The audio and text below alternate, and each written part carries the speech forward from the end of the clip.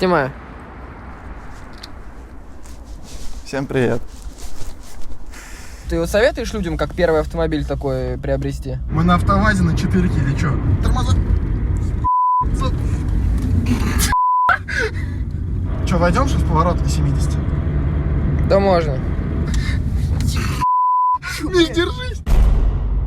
Всем привет, вы на канале Catfish Studio. Короче, многие просили, наверное, в комментах писали, на стримах у меня спрашивали, очень много вопросов было. На чем ты едешь, что за машина у тебя там, какой год, вот эти все подробности. Короче, вот я, тут вот стоит мой автомобиль, и это, короче, обзор на мой Red One, так скажем, да? Пожалуйста, вот.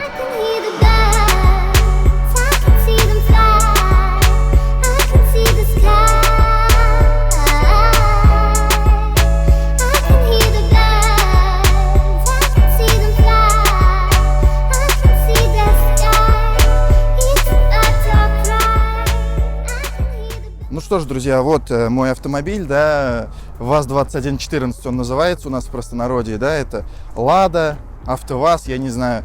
Вы, наверное, слышали то, что я назвал его в начале Red One, да? Я могу вам ответить на вопрос, почему я так называю. Потому что вот у данного автомобиля, в принципе, есть несколько названий, да, за сколько вот я им владею, за года 3, сколько я названий ему только не придумывал. В общем, почему этот автомобиль называется разными названиями, это потому что многие не понимают, что такое АвтоВАЗ, Лада, да, ВАЗ-2114, что такое ВАЗ, да. Сейчас я вам все расскажу и покажу. Коротко, если говорить, да, этот автомобиль, да, конкретно вот мой автомобиль, я называю Red One. Все это пошло от моих друзей. У меня есть друг с именем Михаил, да, который назвал его так один раз, и вот поэтому, типа, пошло такое название. Red One он, потому что, ну вот, этот автомобиль, да, но его по-другому не назовешь. Данный автомобиль у меня во владении уже года 3, наверное. На курсе втором мне его, наверное, купили родители. Да, я купил его не сам. Покупали мне его за 150 тысяч рублей, если мне не изменяет память, да. Машина, короче, у нас 2010 года, да. Тут можно на стеклах, на всем посмотреть. Типа, тут все родное.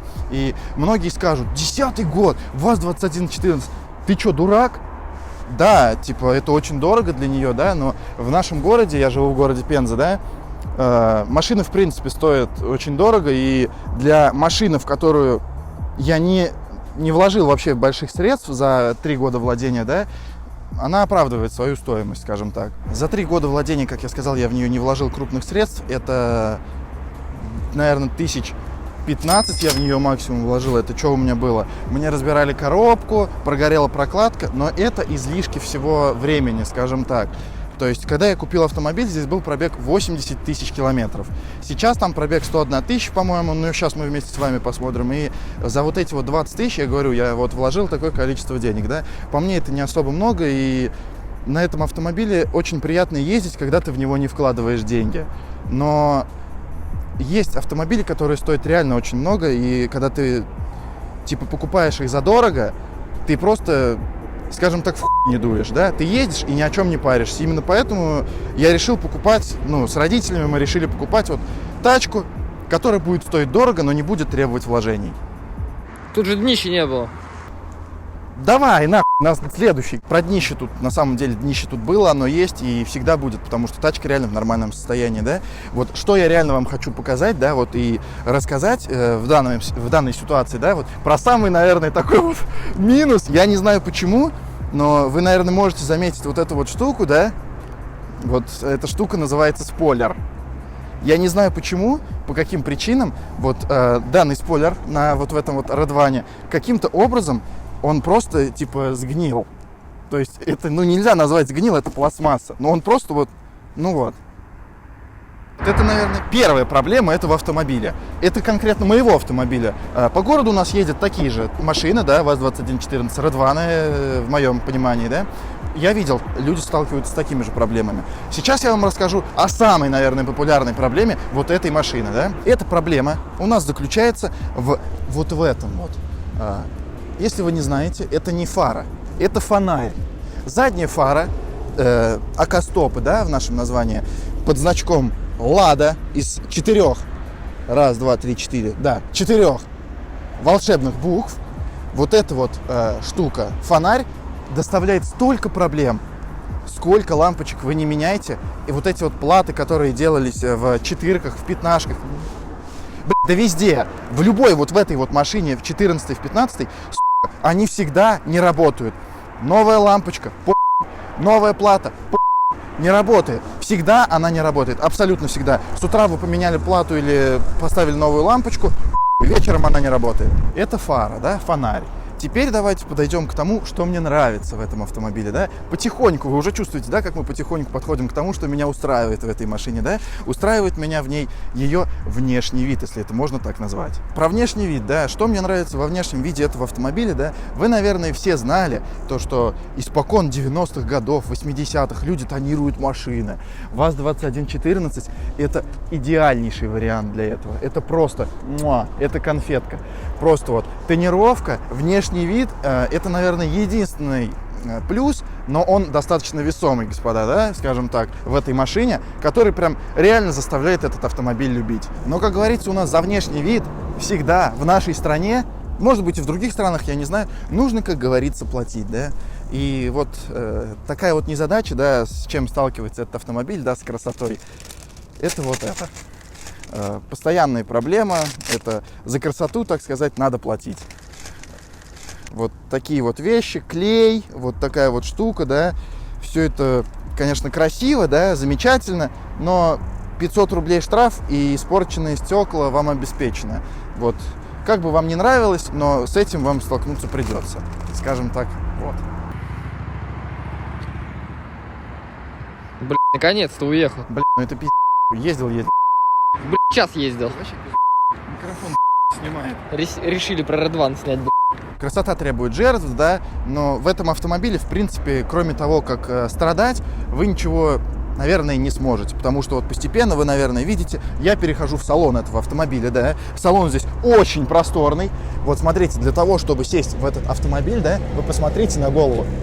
То есть я вот так вот, я просто абсолютно не умещаюсь, мне нужно как-то просто вот и реально извернуться. Мне нужно извернуться, место здесь, ну вы сами видите, то есть я сажусь, и меня просто типа сносит черепушку и все.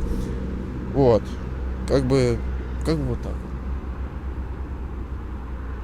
Ну что ж, вот мы, как говорится, в салоне этого шикарного автомобиля, да, Red One, как я его назвал уже, да, ВАЗ-2114 Лада Самара. Вот, что у нас здесь есть? Наблюдать мы здесь можем колоночки. Ну как же, тонировочка, колоночки, музычка. Сейчас я вам еще покажу. Магнитолочка, все дела. У нас все в порядке, вы не волнуйтесь. Что здесь стоит отметить, да? Это супер симпатичный, и я не знаю, как его назвать, руль, да, как говорят, это самый лучший руль в АвтоВАЗах. Почему? В интернете ходят мифы, то, что при аварии в этом автомобиле вы всегда разбиваетесь насмерть. И этот руль, из-за того, что он вот именно вот так сконструирован, да, по-уродски, по-ублюдски просто, вот, он, ну вы посмотрите, он максимально некрасивый и неудобный. Этот руль рассыпается на части при аварии даже. И типа того он спасает того, кто сидел за рулем. Но это не точно. Далее, про что я хочу рассказать, это про включение фар, габарит, я не знаю, что тут еще, печка, какие-то обогревы. Вот эти кнопки, машина, напоминаю, 10-го года автомобиль. Автомобиль у нас 10-го года. 10-го года. В 10-м году такие машины уже выпускали, что там вот, ну вот такого вот вы точно не могли увидеть. Тут просто кнопки, которые даже... Да они без зажигания включаются, вы посмотрите, у меня аккумулятор может сесть, здесь нет никакой защиты, просто насрать. Вот эта вот панель, да, вот эта панель, многие не понимают, что это вообще за полоска такая длинная. Эта полоска называется датчики. Вот смотрите, сейчас мы переходим к еще одному просто вот неразумному, наверное, решению при создании этого автомобиля, это датчик закрытия дверей. Это просто невероятно. Датчик открытия и закрытия дверей здесь просто замечательный. Он будет отображаться на этой панели. Сейчас я вам продемонстрирую, как он работает. Вы, наверное, все слышали вот эти вот замечательные звуки в четырках, да? Вот эти вот. Слушайте.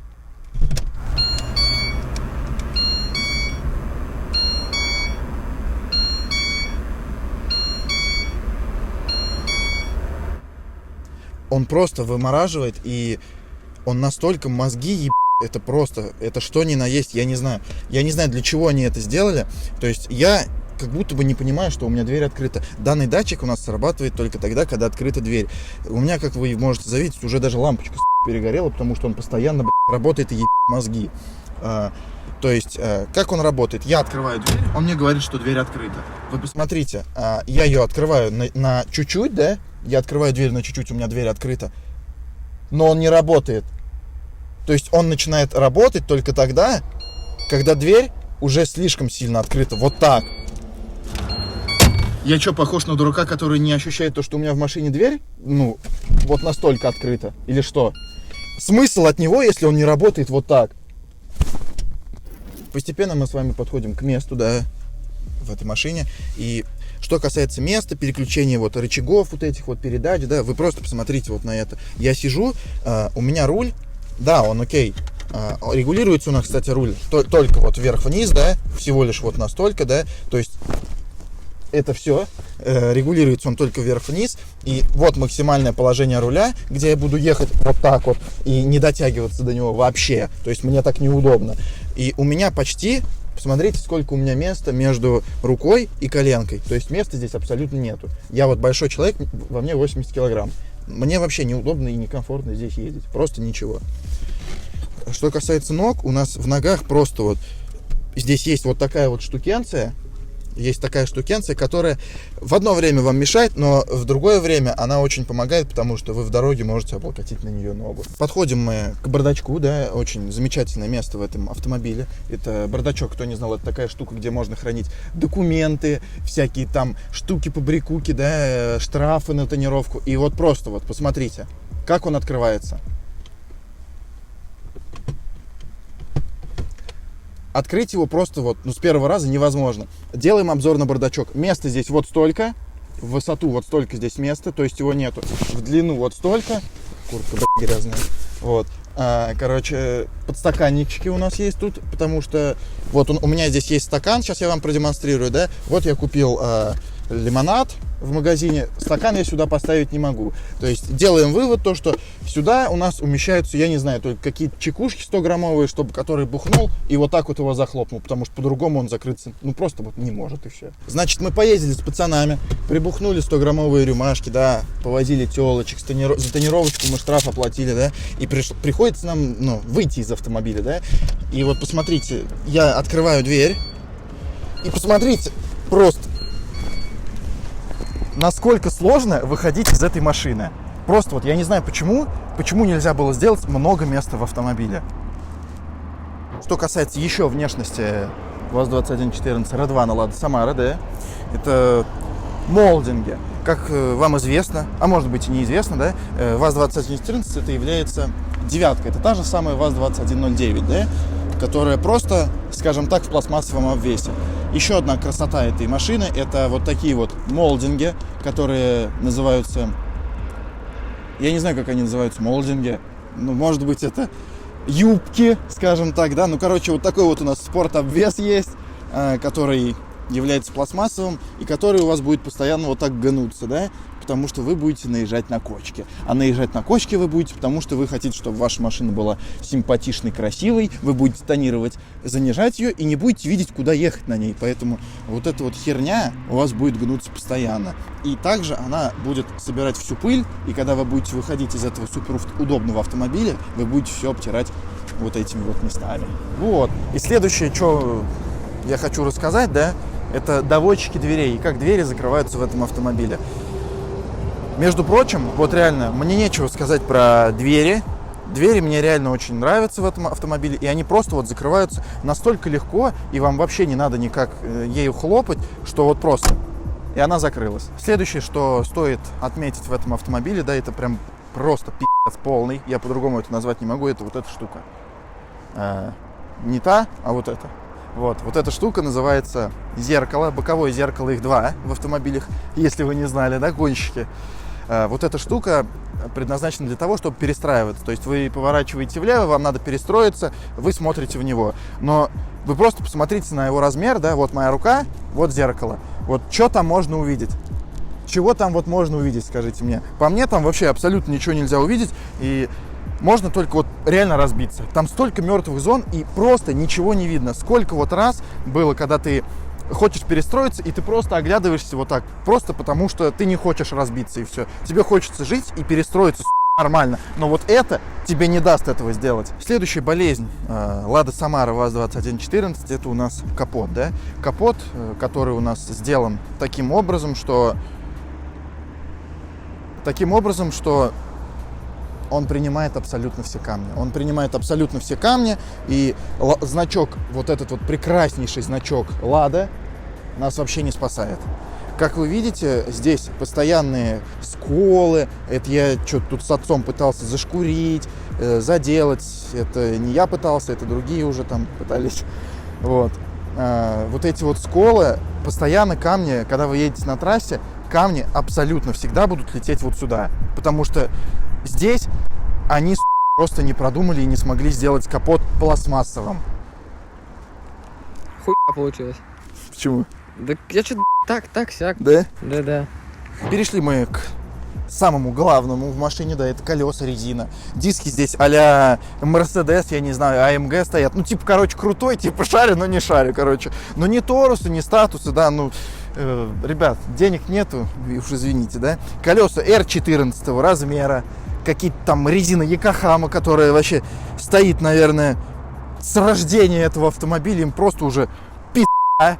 Езжу я просто на лысой резине, 14 колеса, очень они узкие, зацепа у них вообще нету, и ездить на них, короче, вообще неприятно, то есть они узкие и маленькие, вот что я вам могу сказать просто, это пи***ц. Самое главное, что я хочу рассказать в этом автомобиле, это багажник, да, полочка, акустическая полка, да, которая неприподъемная просто, автозвук, все дела тут, да, ребята.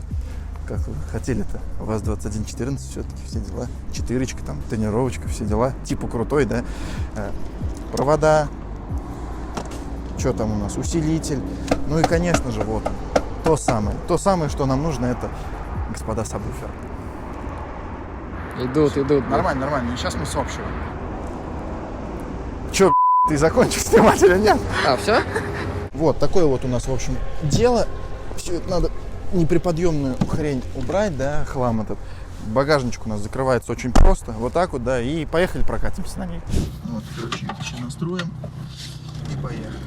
Короче, такой у нас автомобиль, сейчас вы поймете, что такое шумоизоляция в нем и как вообще на нем передвигаются люди, да. Ну, короче, вот такой вот у нас автомобиль. Вот. Я не знаю, слышно или нет уже, как все тут гремит. Так, короче, выезжаем мы сейчас с нашей съемочной площадки, да, господа? Ну вот, в общем, автомобиль едет вот так вот, 73 или там сколько, 81 лошадиная сила. Вот, короче, еду в пол. Вот 80 загнались только сейчас. Бэхи чисто, но дверь открыта. То есть вот моей-то ласточки двери не. Сейчас сразу датчик сработает. Все ваши BMW, вот он настоящий, это советский автопром. Ну-ка, ёпта, пошли, шашечки. Оп. Разгоняемся, вот смотрите, в пол жму, на 4-й в пол. Не едет вообще, просто абсолютно не едет. Так, ёпта. Пристраиваемся, ну, ёпта, мы кто? Мы на автовазе на 4-ке или что? Мы едем как? Только так, только в упор, ёпта. Тормоза.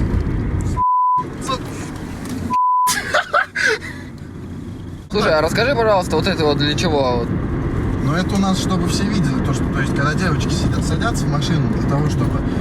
Я же на сиденье сколько тут езжу, по 10 часов в машине, да, чтобы девочки садились, с жопой не воняло, вот эти вот. Что, войдем сейчас в поворот до 70? Да можно.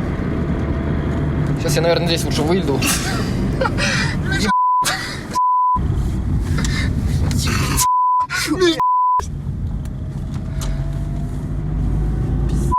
Я думал, мы разобьем себе хату. А что, на монтажку не поедем?